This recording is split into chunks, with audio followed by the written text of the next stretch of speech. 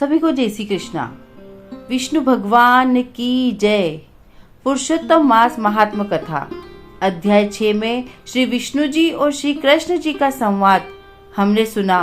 पुरुषोत्तम मास महात्म कथा का अध्याय 7 श्री पुरुषोत्तम मास की महिमा आज हम सुनेंगे। सूत जी बोले, हे तपोधन, आप लोगों ने जो प्रश्न किया है वही प्रश्न देवर्षि नारद ने श्री नारायण से किया था। सो नारायण ने जो उत्तर दिया वही मैं आप लोगों से कहता हूँ।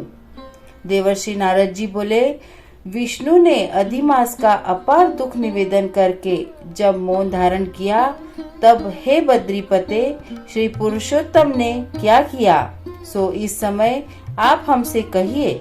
श्री नारायण बोले, हे वत्स, गोलोकनाथ श्री कृष्ण ने विष्णु के प्रति जो कहा वह अत्यंत गुप्त है, परंतु भक्त, आस्तिक, सेवक, दंभ रहित अधिकारी पुरुष को कहना चाहिए। अतः मैं सब कहता हूँ, सुनो। यह आख्यान सत्कीर्ति, पुण्य, यश, सुपुत्र का दाता, राजा को वश में करने वाला है और दरिद्रता को नाश करने वाला एवं बड़े पुण्यों से सुनने को मिलता है। जिस प्रकार इसको सुने उसी प्रकार अनन्य भक्ति से सुने हुए कर्मों को करना भी चाहिए। श्री पुरुषोत्तम बोले, हे वैष्णो, आपने बड़ा अच्छा किया जो मल मास को लेकर यहाँ आए। इससे आप लोक में कीर्ति पावेगी। आपने इसका उद्धार किया, उसको हमने ही स्वीकार किया ऐसा समझे। अतः इसको हम अपने समान सर्वोपरि करेंगे। गुणों से, कीर्ति के अनुभव से, पराक्रम से, भक्तों को वर देने से और भी जो मेरे गुण हैं उनसे मैं पुरुषोत्तम जैसे लोक में प्रसिद्ध हूँ, वैसे ही यह मलमास भी लोकों में पुरुषोत्तम करके प्रसिद्ध होगा। मेरे में जितने गुण हैं वे आज से मैंने इसे दे दिए। पुरुषोत्तम जो मेरा नाम लोक तथा वेद में प्रसिद्ध है वह भी आपकी प्रसन्नता का अर्थ आज मैंने इसे दे दिया। हे मधुसूदन, आज से मैं इस अधिमास का स्वामी भी हूँ। इसके पुरुषोत्तम इस नाम से सब जगत पवित्र होगा। मेरी समानता पाकर यह अधिमास सब मासों का राजा होगा। यह अधिमास जगत पूज्य एवं जगत से वंदना करवाने के योग्य होगा। इसकी पूजा और व्रत को जो करेंगे उनके दुख और दारिद्र्य का नाश होगा। चैत्रादि सब मास सकाम है, इसको हमने निष्काम किया है। इसको हमने अपने समान समस्त प्राणियों को मोक्ष देने वाला बनाया है। जो प्राणी सकाम अथवा निष्काम होकर अधिमास का पूजन करेगा वह अपने सब कर्मों को भस्म कर निश्चय ही मुझको प्राप्त होगा। जिस परम पद प्राप्ति के लिए बड़े भाग्य वाले यति ब्रह्मचारी लोग तप करते हैं और महात्मा लोग निराहार व्रत करते हैं एवं दृढ़ व्रत लोग फल, पत्ता, वायु भक्षण करते रहते हैं और काम क्रोध रहित जितेंद्रिय रहते हैं, वे और वर्षा काल में मैदान में रहने वाले, जाड़े में, शीत गर्मी में धूप सहन करने वाले मेरे पद के लिए यत्न करते रहते हैं। हे गरुड़ ध्वज, तब भी वे मेरे अव्यव परम पद को नहीं प्राप्त होते, परंतु पुरुषोत्तम के भक्त एक मास के ही व्रत से बिना परिश्रम, जरा, मृत्यु रहित उस परम पद को पाले। यह अधिमास का व्रत संपूर्ण साधनों में श्रेष्ठ साधन है और समस्त कामनाओं के फल की सिद्धि को देने वाला है। अतः इस पुरुषोत्तम मास का व्रत सबको करना चाहिए।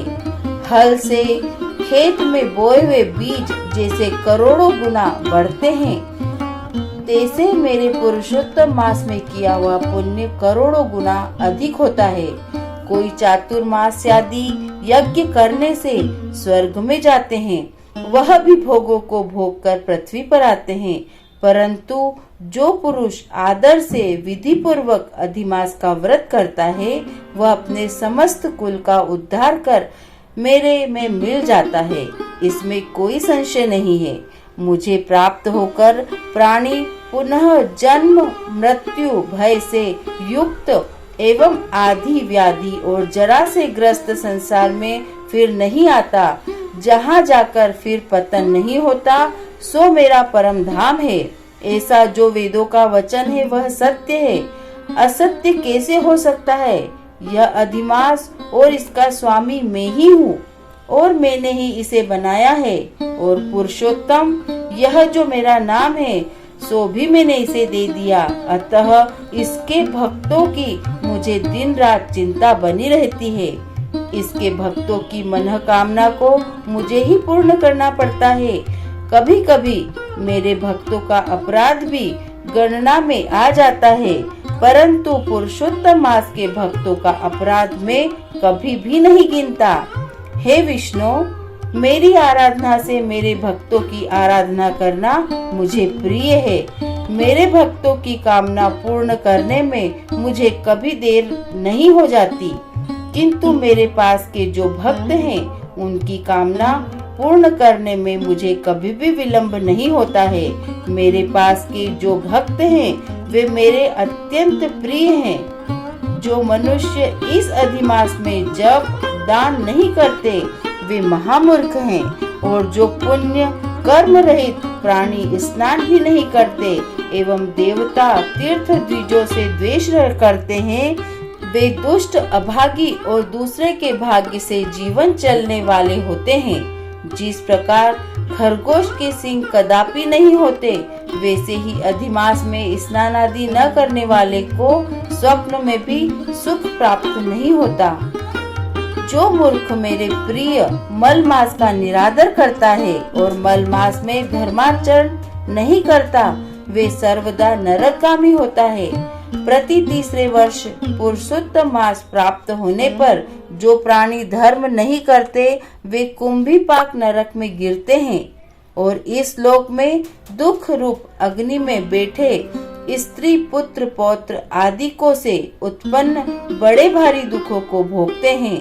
जिन प्राणियों को यह मेरा पुण्यतम पुरुषोत्तम मास अज्ञान से व्यतीत हो जाए, वे प्राणी कैसे सुखों को भोग सकते हैं? जो भाग्यशालिनी स्त्रियां सौभाग्य और पुत्र सुख चाहने की इच्छा में अधिमास में स्नान दान पूजा आदि करती है, उन्हें सौभाग्य संपूर्ण संपत्ति और पुत्रादि यह अधिमास देता है। जिनका यह मेरे नाम वाला पुरुषोत्तम मास दानादि से रहित बीत जाता है, उनके अनुकूल में नहीं रहता और न उन्हें पति सुख प्राप्त होता है। भाई पुत्र धनों का सुख तो इसे स्वप्न में भी दुर्लभ है। अतः विशेष करके सब प्राणियों को अधिमास में स्नान पूजा जप आदि और विशेष करके शक्ति के अनुसार दान अवश्य करना चाहिए। जो मनुष्य इस पुरुषोत्तम मास में भक्ति पूर्वक मेरा पूजन करते हैं, वे धन पुत्र और अनेक सुखों को भोग कर पुनः गोलोक के वासी होते हैं। मेरी आज्ञा से सब मेरे अधिमास का पूजन करेंगे।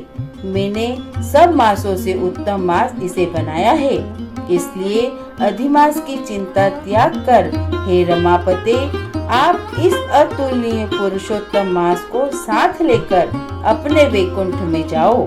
श्री नारायण बोले।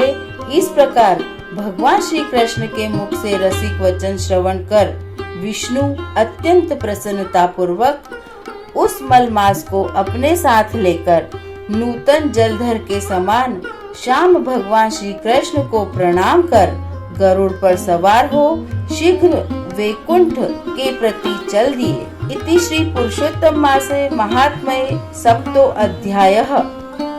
बोलिए पुरुषोत्तम मास की जय, विष्णु भगवान की जय। आपको पुरुषोत्तम मास महात्म कथा का अध्याय 9 सुनकर कैसा लगा, आप अपने कमेंट के द्वारा हमें अवश्य बताएं।